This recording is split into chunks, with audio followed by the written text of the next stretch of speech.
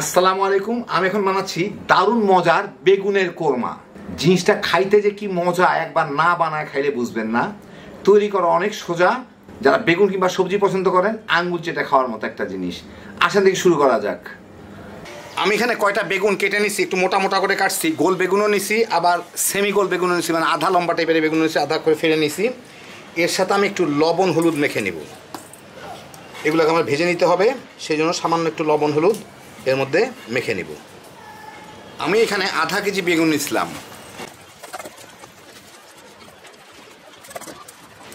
মোটামুটিভাবে মেখে নিলাম, লাগলেই হয়। এখন আমি এগুলোকে ভেজে ফেলবো। একটু মোটা করে কাটতে হবে, যাতে বেগুনগুলা ভাজার পরে তো চিমসা যায়, চিমসাইলেও যাতে একটু মোটামুটিভাবে একটু স্বাস্থ্যবান থাকে আর কি। আমি একটা ফ্রাই প্যানে সরিষার তেল গরম করে নিয়েছি 2 টেবিল চামচ। খুব হাই হিটে গরম করছি, কারণ বেগুনগুলো আমাকে সিদ্ধ করে না, জাস্ট বাদামি করা পর্যন্ত ভাজতে হবে। এর মধ্যে আমি বেগুনগুলো দিয়ে ভেজে নিব, যাতে 2 পিঠ ঝটপট বাদামি হয়ে যায়। এক পিঠে পোড়া পোড়া দাগ লাগলে এই যেরকম আমি উল্টায় এগুলোকে ওই পিঠটা ভেজে নিব। একই রকম পোড়া পোড়া দাগ লাগাই, এই যে এরকম বাদামি হলে ভালো। এই মিনিট 1.5-2 মধ্যে ওই পাশটা ভাজা হয়ে গেলে আমি এগুলোকে উঠায় নিব।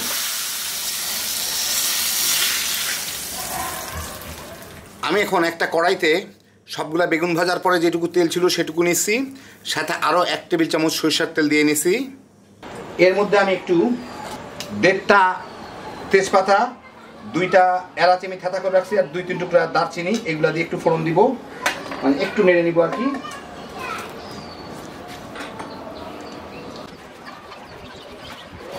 এই আধা মিনিট নেড়েই এর মধ্যে আমি আধা কাপের থেকে একটু বেশি ফালি করা পেঁয়াজ দিয়ে দিব। পেঁয়াজ দিয়ে এটাকে আমার একটু ভেজে নিতে হবে। 2-3 মিনিটের মধ্যে পেঁয়াজগুলা একটু হালকা বাদামি হয়ে আসলে, সরিষার তেলের জন্য বোঝা যাচ্ছে না, কিন্তু এই দেখেন পেঁয়াজগুলো একটু বাদামি হয়ে আসছে, ফেনাটা চলে গেলেই বোঝা যায়। এর মধ্যে আমি 1 টেবিল চামচ আদা রসুন বাটা দিয়ে একটু নেড়ে নিব, আদা রসুন বাটার পানিটা চলে যাওয়া পর্যন্ত। এই আধা মিনিটের মধ্যেই চলে যাবে এটা।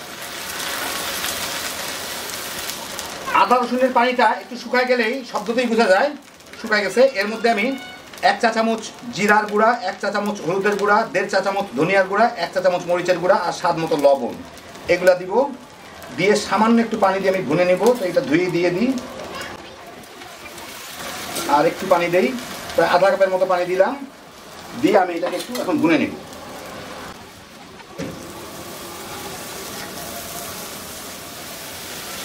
প্রায় 4-5 মিনিট মশলাটা ভালো মতো ভুনে তেল ছেড়ে দিলে, ফেনার জন্য বোঝা যাচ্ছে না কিন্তু তেল ছেড়ে দিচ্ছে। যাই হোক, আমি ওর মধ্যে 1 কাপ নারকেলের দুধ দিব। আমি এটা টিনের ক্যানের নারকেলের দুধ ব্যবহার করতেছি। 1 ক্যানের দাম এখন 120 টাকা, এটা 2 কাপ হয় ওতে। তা আমি এটা কিনে অর্ধেক ব্যবহার করি, বাকি অর্ধেক ছোট্ট একটা বোতলে ভরে ডিপে রেখে দিই ফ্রিজে, অনেক দিন থাকে। আপনারা ওই ব্যাপারটা করতে পারেন যাদের নারকেলের দুধের প্রয়োজন। থাইল্যান্ডের একটা নারকেলের দুধ পাওয়া যায় ক্যানের মধ্যে। যাই হোক, এখন এটাকে আমার একটু জাল দিয়ে ভালো মতো ফুটাই নিতে হবে। প্রায় 8-10 মিনিট নারকেলের দুধটা জাল দিয়ে এটা ঘন হয়ে গেছে, কিন্তু আর কমতেছে না। যাই হোক, আর কমারও দরকার নাই, দেখতে বুঝতে পারতেছেন। এর মধ্যে আমি অল্প একটু পানি দিব এখন, যাতে বেগুনগুলা ডুবে থাকে। এখন আমি একটু খেয়ে দেখি লবণটা। এখন আমি এর মধ্যে বেগুনগুলোকে বসায় দিব।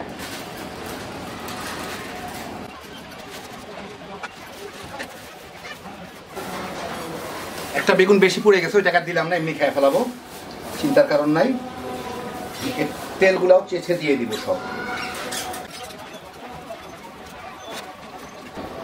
এখন এটা ঢেকে 2-3 মিনিট জাল দিব, তাহলে বলকটা আসলেই বেগুনের উপরের মশলাটা চলে আসবে।